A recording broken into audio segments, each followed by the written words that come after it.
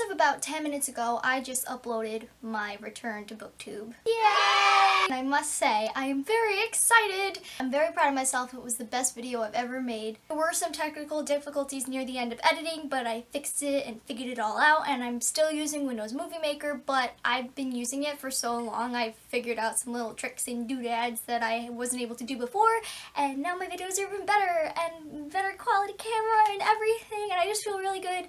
But okay, enough about that. That's not what we're here to talk about. Today we're here to talk about my Booktube-A-Thon TBR. This is going to be my first Booktube-A-Thon that I'm going to be participating in. I am overjoyed. Challenges are better than ever. I've kept up to date with these past two Booktube-A-Thons, seeing what the challenges were, both reading challenges and video challenges. Even though I didn't participate, it was still fun to watch. So this year I'm cracking down. I'm going to do the best I can. Hopefully I will be able to finish every single challenge that is brought upon us. I am planning on doing every single reading challenge and every single video challenge if possible. I'm going to be vlogging every day, August 3rd to August 9th, every single day of the Booktube-A-Thon, and hopefully I can stick to that schedule because I think I have a pretty good shot. So anyway, moving on. Let's just get to the TBR. The first reading challenge of the Booktube-A-Thon this year is read a book with a blue cover. And for this challenge, I picked The Demigod Files by Rick Riordan. I've read every single Percy Jackson book by Rick Riordan except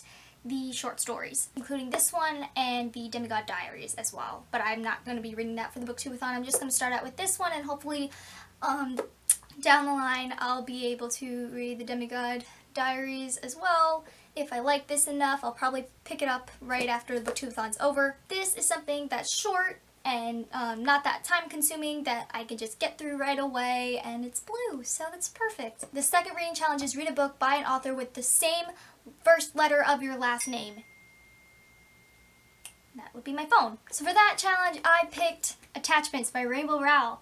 I have read both Fangirl and Eleanor and Park by Rainbow Rowell, and I loved them both, more specifically Fangirl. I actually have a t-shirt on inspired by the book. I don't know if you can see. First, we have Simon and Baz, and then it says, "Keep calm and carry on, Simon." Got it at Redbubble if you want to just go find it yourself somewhere. I'm sure you just type in Fangirl and it'll be somewhere. Or, more specifically, Rainbow Rowell, because Fangirl is a very broad term, especially for those of us who are obsessed with literature. Anyway, I have not read either Attachments or Landline. I have both, I just haven't gotten around to reading them. I think Attachments, I'll be able to dive right into this and finish it really quickly, so it's the perfect one, and Rainbow Rowell, R, my last name starts with an R, so there you go. The third reading challenge is read someone else's favorite book.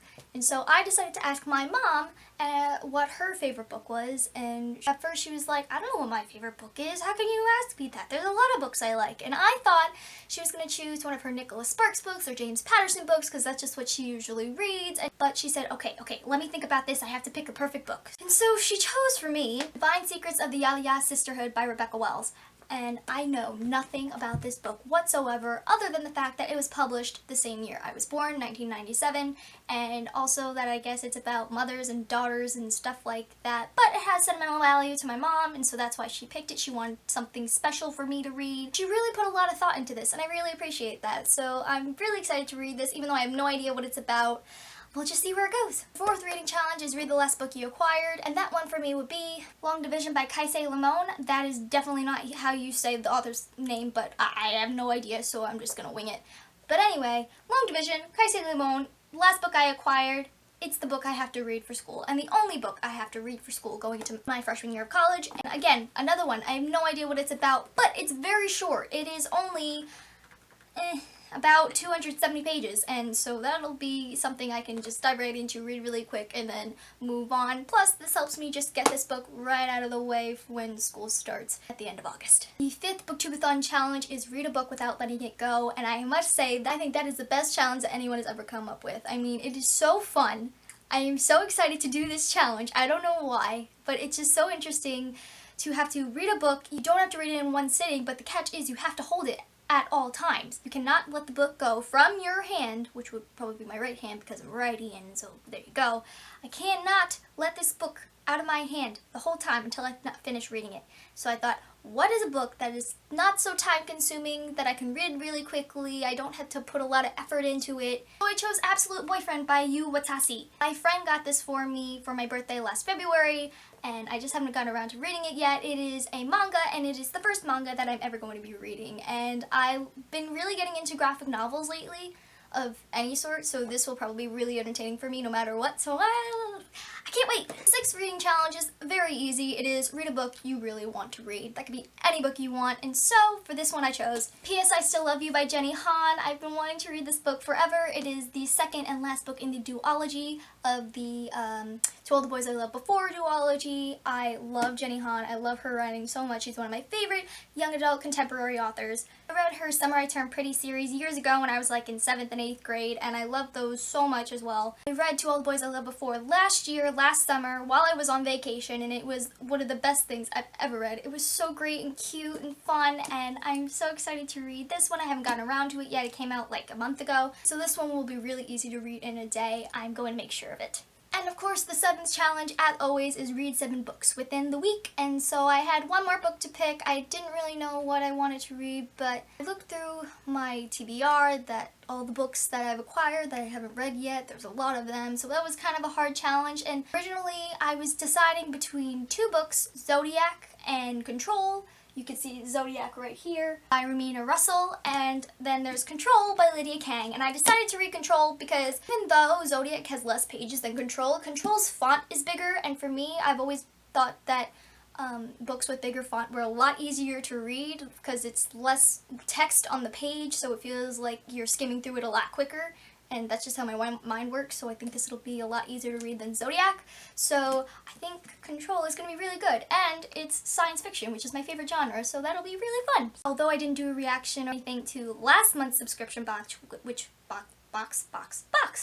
was the diversity theme of the month, and so I wanted to do the one for this month, and so I already opened the box, but I haven't unwrapped any of the packaging, so I could just show you what it is. So really quickly, I want to show you what is in my Owlcrate box of the month. So here we go. So this month's Owlcrate theme was friendship, which I think is so sweet and great. It has a lot of cool stuff in here. I'm not going to read it, I'm just going to show you. The first thing we have here is Book Buddies, and this was from Girls of All Work. These are just little sticky notes you put in your books when you want to write down like a little thought you have in your head while reading the book. If you either thought it was funny, or you thought something was sad, or if it reminded you of something else, you just take one of these little cat stickies, you see their little thought bubbles, and you write something in the thought bubble, and you just stick it in the book, which I think is so cute. And there are 2 types of book buddies that were sent out in each Owlcrate box, but I got the cat one, so I don't know what the other ones are, but this is what I got. The next item in my Owlcrate box was from the fandom shop Show Pony, and within that was this little bracelet that said, "Till the very end," which it says has to do with Harry Potter. I haven't read Harry Potter. Still, I have the books. I'll get around to it very soon. Another thing that I thought was so funny and so cool that was in this box was super awesome postcards. 30 postcards guaranteed super awesome fun. There are 30 different postcards within here to choose from. There are like little cartoons on the back, I guess if you try and see it. But I'm really excited to open this, and there's also a contest that had to do with these. I don't know if it's already ended because I did the unboxing so late, but we'll see. And the final thing within the box for the month is, of course, the book of the month, and the theme was friendship, and so the book that was chosen was The Night We Said Yes by Lauren Gabaldi. And I've actually been really wanting to read this book. It sounds really fun. I always love the types of books where it's like either a road trip or an all-nighter. That's the book just takes place during one road trip or one entire day, whichever the case may be. This is one that takes place, I think, through the course of one day, I believe, because it's about this girl who had this really bad breakup with this guy, and so he wanted to win her back, and so he wanted to recreate the night they met. I think that's what it's about, but I can't be sure. But this is the book that was in the box, which I was very excited about. And it also comes with The Night We Said Yes bookmark. This bookmark that has the information about the contest for the postcards. And it also came with the book plate, which I already put in the book right here. So, that is all. I hope you liked this video today so far. I'm just all the joy in the world right now. Booktube-A-Thon is tomorrow, and I am so prepared. I am so pumped. I am more ready for anything than I've ever been. Right when Ariel announced the book challenges, I was looking through my bookcase right away, seeing which books I needed. I am just on the ball. very excited. So those are the books I'm reading for the challenges, this Booktube-A-Thon, and also that was my Owlcrate unboxing combined. So that is all for now. I will see you sooner rather than later. Bye!